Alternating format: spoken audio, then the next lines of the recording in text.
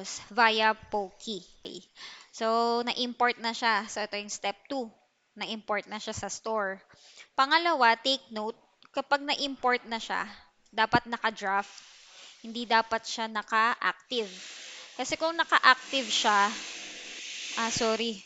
So, ayun, so bubuksan naman natin yung AI flow na meron kayong access. So, eto sa'yo. So, una mong check sa step 2 dapat naka-draft, tapos hindi dapat siya naka-active. Kung naka-active man, kailangan mo rin siyang palitan into draft. Tapos pangalawa, eto buksan mo na tong AI flow mo. Tapos merong side note si Mick na dapat dalawa yung variants niya. Pag sinabing dalawang variants, merong isang color, merong isang size. Medyo medyo tricky kasi yung AI flow eh. So dapat meron siyang dalawang size. So minsan kasi isang product lang yung nandito.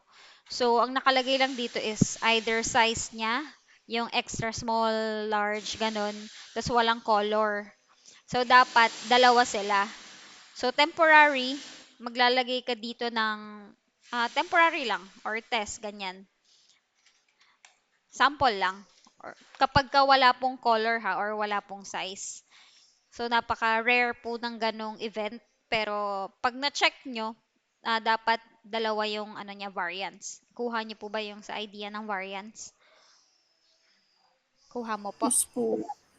So, pag na-generate na yan ni AI, buburahin mo yung tinatawag na temporary variants. Yun na lang yung term na gamitin natin.